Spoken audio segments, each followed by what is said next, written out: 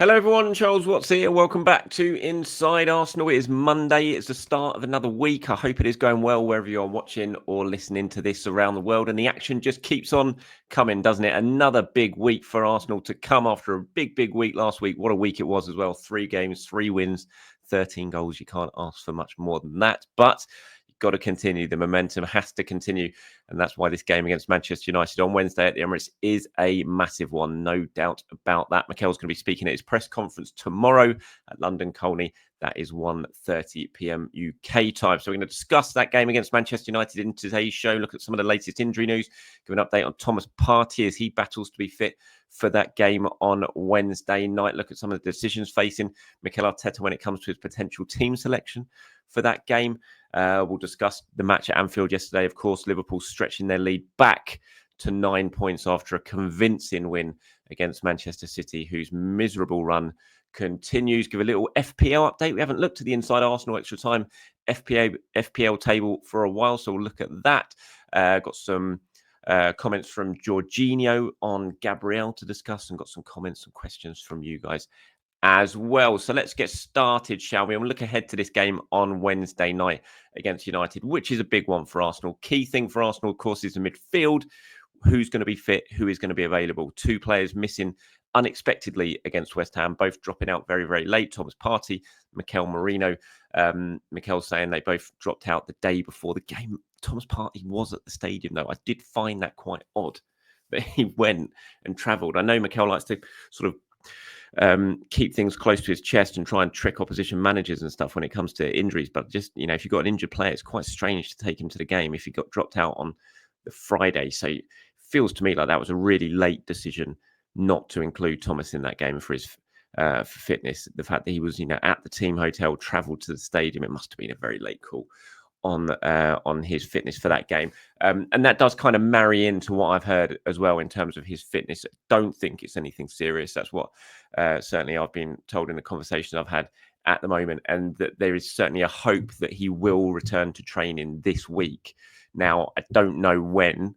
So, it could be at the end of the week. So it could be Thursday or Friday. So, and if that's the case, obviously he's not going to play against Manchester United, but it could also be before. He's certainly hoping to be fit for Manchester United, but they're just not sure yet. It's going to be assessed today. They're all arrived back Colney today. They'd have had a bit of a sort of warm down session yesterday. Some of them would have been given the day off. Some of them would have gone in and just done a bit of recovery after the West Ham game. Today will be their first proper session back ahead of Man United, and the likes of Thomas Partey will be assessed. But as far as I'm aware, it's not anything really serious for Thomas, which would be really positive if it's the case, because whenever he's been in such a good run of form physically, he's looked very good. And if he picked up one of those muscle injuries that we know Thomas has struggled with in the past, and suddenly he's out for 4, 5, 6 weeks, again, all that momentum that he's built up he'd have to start from scratch. And we know it takes Thomas quite a while to get up to top speed when he comes back from injury. So a late decision will be taken on him this week. But at the moment, as it stands, I've certainly not been told that he's out at the United game, and that there is a hope that he could be fit for it. But it will be a decision that's taken over the next couple of days, but it's nothing serious as far as I'm aware. So that's positive. I'm not sure on Mikel Merino. We'll have to wait and see. See, he was out, different sort of injury. He's got a knee problem. Mikel didn't really talk about that after the game too much in terms of the extent of that issue. Miles Skelly's out as well. So midfield-wise, Arsenal are pretty light at the moment. Fortunately, they've got Jorginho can come in and, brilliant against West Ham. Again, just as he was when he came on from the start against Nottingham Forest as well last time out. Such a handy player to have in your squad, Jorginho. I've said it many times this season. I'm surprised he hadn't played as much. I'm surprised he hasn't had more minutes this season, because he's still such a useful player, and he's showing that in the last week with his 2 starts. And so if Partey doesn't make it, if Merino doesn't make it, you just expect Jorginho will continue to play in that number 6 role, and then you'll have Declan Rice and Martin Odegaard ahead of him. What Mikel does in attack is going to be interesting. Gabriel Martinelli didn't even get on against West Ham. I thought that was interesting. Didn't even get on. Martinelli, who's been playing pretty well of late, scoring some goals, didn't get on. Now, Trossard played very well, but my thinking when I was watching that unfold in the second half against West Ham was, and that he wasn't bringing Martinelli on, was like, right, he's saving him. He's giving him a proper rest for Manchester United, and he's going to start against United. But Trossard obviously played very well. I thought it was the best start Trossard's had for a while. His form has been improving, no doubt. He scored against Sporting. Thought he played well against Nottingham Forest. And so there's a decision to make there on the left-hand side. I still think we're probably going to see Martinelli come in for the Manchester United game on Wednesday night, I have to say, and Trossard might go back to the bench. You're kind of looking at how Mikel's, if that is the case, then it'll be quite interesting because it would have been Forest, you got Trossard starting, then Martinelli comes in for Sporting, then Trossard starts against West Ham, and then Martinelli starts against United. Is that something we're going to see more and more in terms of how this really busy period that is now Arsenal are into and will continue all the way up to January? It's going to take place, one in, one out, one in, one out, just to keep everyone fresh. But the fact that Martinelli didn't even come on against West Ham just made me think, he's probably gonna, he's resting him so that he's fully charged to go against this Manchester United side. Other than that, I think we're probably going to see the same side. I can't imagine, depending on what happens with Gabriel, fingers crossed Gabriel will be fit again and he can play. And then you imagine the back four is going to stay the same. I know Zinchenko's been playing pretty well since he's come on, but I still think we'll see Calafiori playing at left back against United. But yeah, I think the midfield is just the one real sort of area in terms of what he does if Partey's fit, or if Jorginho is going to have to start there. And then on the left-hand side, the decision between Gabriel Martinelli and Leandro Trossard. Okay, big win for Liverpool yesterday. Obviously, all eyes were on that game at Anfield, especially after Arsenal's win against West Ham. Could Liverpool drop points in this game? I always felt it was very, very unlikely. The state that Manchester City are in right now, the way they're playing, how easy they are to cut through, it just looked tailor-made for this Liverpool side, who is just so full of confidence. We know are as probably the strongest attacking force there is in the Premier League with the options that they have. And I just looked at it before the game. I couldn't see a way that Man City were going to get a result. You never know because this is Man City and they do have individual talent. But you saw the starting lineups. You looked at the City midfield. You looked at how they're playing. You look at how Kyle Walker's been playing at fullback and who he was going to be up against. And you just thought, I don't see where City are going to hurt Liverpool in this game. They're just going to be penned back all the time. And it's exactly how it unfolded. It was a really comfortable win for Liverpool. Obviously got off to the perfect start. I mean, Mo Salah's just showing his class yet again. The ball for Gakpo was so good from Salah, and then obviously got the penalty. Missed a big chance just before the penalty as well. And there's the league table when you're looking at it. Liverpool 9 points clear again. Arsenal sitting in second now above Chelsea. Arsenal above Chelsea on away goals scored in a head-to-head against each other. Everything else is the same goal difference. Obviously points-wise, goal difference. I think goals scored.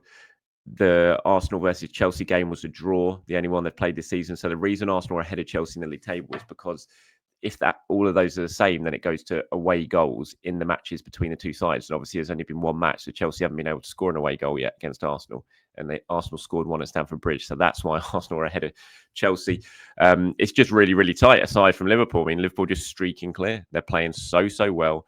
They've got momentum. They've got the confidence. They've got the best forwards attacking options in the league, no doubt. And in Virgil van Dijk, they've just got an absolute monster of a centre-back who was brilliant yesterday and didn't give Erling Haaland a kick. They're going to be incredibly difficult to catch in the momentum that they're on, but we're going to have to hope that Arsenal can do it. I've got a couple of sort of comments in response to the game yesterday. Rakesh says, did you see Pep's response to Liverpool fans chanting? To be honest, it was good to see Pep be a sport about it. I'm a diehard Arsenal fan. Cannot deny what a legend he is. What I wanted to point out was it was so obvious City are rocked back with one crucial injury mixed with a gazillion mistakes their players are committing at the moment. Yet when we have multiple crucial players being in and out, some of our fans start blaming multiple teams. It is at times frustrating. I just can't stop thinking if those red cards never happened and Odegaard, Rice completely fit, Ben available, we wouldn't be at least 4 to 6 points ahead. I understand the need to win trophies, but succeeding needs 10 to 15%. Like it does, but it's a season. You've got to deal with these issues. Yes, Arsenal have had a lot more than Liverpool have had. And you look at the points that have been dropped this season in some of those games. I think back to Man City, Brighton, those two sending offs don't happen. I'm convinced Arsenal get 6 points from those two games and they win them. But they did happen. So there's no point sort of looking back now and crying about it. You just got to deal with it and try and find a way back. There is still a lot of football to be played. Yes, Liverpool are in a really commanding position right now and they don't look like dropping many points or any points at the moment, but you just got to keep plugging away and seeing what you can do and focus on what's ahead of you. And that, I know that sounds pretty cliche, but it is. Yes, Arsenal have been unfortunate, I think, at times this season. Yes, I think they probably deserve to have more points than they do, but they've been in games that they've been leading. They've given leads away. And you even go back to the Chelsea game, 1-0, did all the hard work, got yourselves in front and conceded a stupid goal and just dropped another 2 points. So, no point crying about what's been. Just got to look forward now and try and plug the gap. John says Liverpool now 9 points ahead of us with Chelsea level on points, goal difference, goals and goals against. The same. Looking at the fixture list for all three, I think us and Chelsea will be 3 points behind Liverpool at Christmas. Both still on the same number of points. Liverpool play Chelsea on their 4th from last match and play us on their 3rd from last match. Those 2 games could decide the Premier League winner. I didn't even spot that until about a week ago. I saw that Arsenal's trip to Anfield is right at the end of the season, isn't it? That could be an absolutely monumental game, no doubt about it. So you think that Liverpool are going to drop 6 points between now and Christmas? I'm sort of looking at who they might be playing. I think they've got Newcastle away coming up, haven't they? We'll wait and see if Alexander Isak's fit enough. He got injured against Crystal Palace, didn't he? I think they've got the Merseyside derby at Goodison to deal with. But I mean, you look at Everton yesterday against Man United, absolute shambles defensively. I just can't see Liverpool dropping many points there. So I'm not sure I share your optimism about it being 3 points by Christmas, but we shall wait and see on that. Again, and it sounds cliche, I know, but you just got to win your games. Arsenal just have to keep winning. Win, and see where you are in 6 weeks' time, something like that. I'm sure Liverpool will hit a blip. There will be a stage where they drop points. Arsenal just have to make sure they're in a position to take advantage of it when they do. Because if Arsenal muck up now, if Arsenal drop stupid points, and if they lose to Man United on Wednesday night, good win for United, obviously, yesterday against Everton. But, it doesn't matter then if Liverpool drop points because you've done it yourselves. So you've just got to focus on yourselves and keep winning, keep this momentum going. Gabriel's been speaking. Jorginho's been speaking about Gabriel. I thought it was quite interesting. He was talking about the celebrations, and Simon over at the Standard. I retweeted his story yesterday. He obviously caught Gabriel in the mix zone after the West Ham. Sorry, Jorginho in the mix zone after the West Ham game, and he was asked about the celebration and everything. In fact, that people are talking about what Gabriel's doing after his goals. The old, it's kind of similar to Gyökeres. He said we all make fun of it.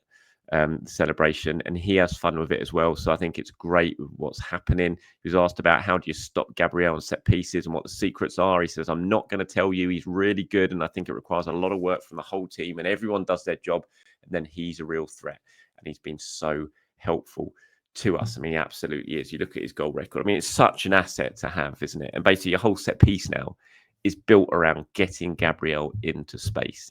Arsenal's, you look at the one that they did against Sporting, you look at the one again they did against West Ham, there were little tweaks to it, but everything is designed. Every player's got their specific job so that when that ball comes in, they have to do something to make sure that Gabriel can get into space and can attack that ball. It is such a weapon to have.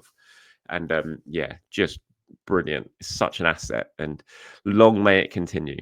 That's because I think he's joint second top scorer now with Arsenal. Maybe he's the one behind Saka. Now I think Saka's on 5 actually now. Gabriel's on 4, joint with certainly Ethan Nwaneri. Maybe someone else, I'm not sure. But it just shows that the threat that he has and what a weapon he is in the opposition box. We all know what he's like defensively, but the threat he is in the opposition box is just such a boost for Arsenal. Elsewhere, bits and pieces. Max Dowman became the youngest ever player for Arsenal and the club to play for under 21 or equivalent level yesterday, coming off the bench against Brighton, finished 1-1. He came on about the 82nd minute, 14 years old, ironically enough, wearing the number 14. And he comes on in an under 21 game. We all know the excitement that there is about Max Dowman and the progress he's making. He's training a lot with the first team now at just 14, which is just ridiculous. I just can't get my head around it. I was sitting in my bedroom playing Mario Kart when I was 14. And look at what he's doing. Just unbelievable. Training with a senior team at Arsenal. Obviously, look, he's very, very young. And you don't want to get carried away with a talent that young. But certainly making his own headlines at the moment with what he's doing, Max Dowman, and coming on yesterday in that game against Brighton that finished 1-1. So congratulations to him. Will be interesting to see if he gets any more chances at 21's level going forward this season. You would presume he probably will. And just to flag up, the FA Cup third round draw is tonight, 7:30 p.m. I think it is. Let me just double check. No, 7 p.m, not 7:30. Sorry, 7 p.m. UK time. The FA Cup third round draw. Arsenal will be ball number 2, which I hate. Should always be ball number 1. They should be ahead of Bournemouth. But no, AFC Bournemouth. They're saying they are ball number 1 in the draw. Arsenal are ball number 2. So you got Liverpool last time out last season, didn't we, in the third round? Would be quite nice to have a slightly easier third round game this time around, and we'll find out very, very soon. FPL Inside Arsenal League table update. Here's the top 10 for you. Congratulations, Edward Lee, sitting 25 points clear at the moment with your team, the Interlopers, ahead of Callum, who had a very good week. Callum, 104 points. Looking at that league table, Miles Slee, whose team's High Havertz, got the bit higher scoring week there with 110 points. But Edward's got a nice little lead, 25 points. I took a look at his side, that midfield doing the business for him this weekend. Captain Saka. I didn't even have Saka in my team. I've just brought him into my team now ahead of the game on Wednesday night. I thought, I can't not have Saka anymore. I'm just killing myself here not having Saka in the team. Hopefully that doesn't lead to a drop off in points for him, because whenever I do something like that, it tends to happen. I captain Salah. Yeah, Saka with the captain, that's not bad. Look at that midfield. All double figure hauls for that midfield. Johnson with 10, Saka with 36 as your captain, Palmer 14, Salah 13. I think that is not a bad week at all for you. So well done, Edward Lee. And there is your top 10 of the Inside Arsenal League. I think I'm down in about, let me have a look. I did have my my position. I got myself back up to it in the sort of top 150 at one point, but I think I am now drifting. Yeah, I've gone down to 349th now in the Inside Arsenal League. So I'm drifting, but well done to you guys in the top 10, leading the way in the league. All right, a few questions and comments now before I wrap this one up. Aaron talks about Roberto Olabe, saying he's in advanced talks with Arsenal. News of that circling around the world. Or talking about how we know him pretty well. Mikel does. Fans would be curious whether Olabe is a man who can put together Arsenal's final missing pieces. Next summer, we'll definitely be wanting a genuine attacker on number 6. Isaac and Zubimendi have been heavily linked, and Olabe is the man who brought them to or signed them at Sociedad. Will signing Olabe as director help our transfer business be better? Also, will he be able to sell players better than our formal directors? From the work he's done at Sociedad, it suggests he's a pretty stubborn type of negotiator. We already experienced that with Marino. I wouldn't get too carried away by what you're reading in terms of advanced talks with Olabe. I think that's come from one outlet that isn't exactly the most reliable outlet, and it's just been picked up and sort of regurgitated elsewhere around sort of websites in Europe. I haven't really seen it reported with any sort of substance from someone that I would look at and think, oh, that's definite that it has progressed to advanced talks. It's certainly not, what I've heard, and I can only reiterate what I've said before about the sporting director search, that Arsenal are quite prepared to take their time. I mean, that doesn't necessarily mean that they won't go out and just suddenly decide on someone after talking to them and think, yeah, you are the right guy. But from what I heard, it was going to be a pretty long process, and they were going to take their time. They were going to go out and see as many people as they could, and they didn't have any sort of fixed idea at this point in terms of who they were going to bring in. So I'd be surprised if this is correct. It might be, but I would be surprised from what I'd heard about how the situation was going to be handled if this is correct. In answer to your questions about will he be the guy to put the sort of final pieces together in a jigsaw, you just don't know. It's all hypothetical. We don't know until he's here, do we? You can get very excited about an appointment, think he's going to be absolutely brilliant, and it not work out. So it's impossible to sit here right now and say he will be the guy who can be the missing link. He's obviously done very well at Sociedad. He is highly respected across Europe.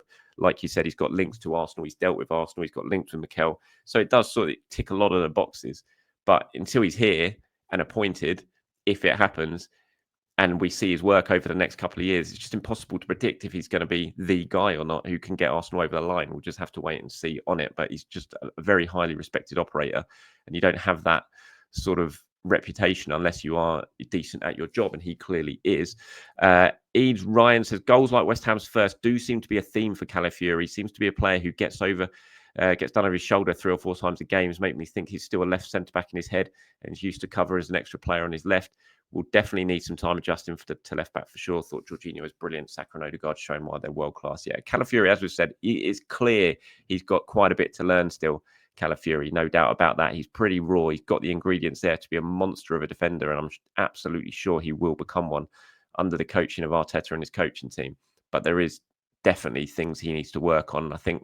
I do still think his body shape was wrong for that goal, even though, look, you can blame Trossard for not tracking his man and everything like that.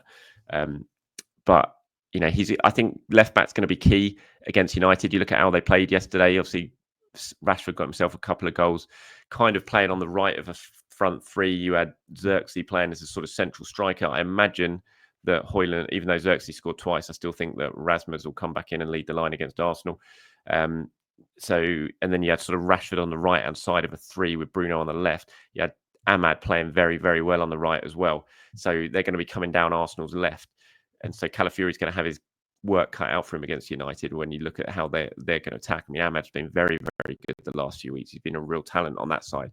So Calafiori's going to have to watch that. And I think how he defends is going to be really crucial to Arsenal getting the result they want from that game on Wednesday night.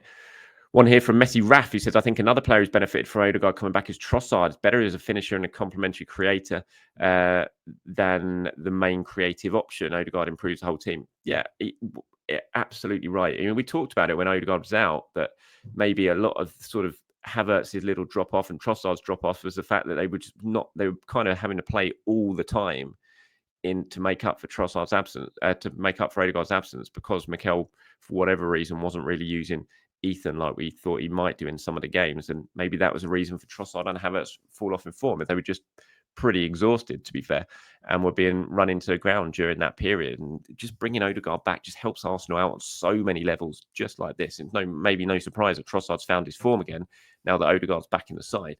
And Trossard doesn't have to sort of take on that extra creative burden that maybe he was being placed with while Odegaard was out.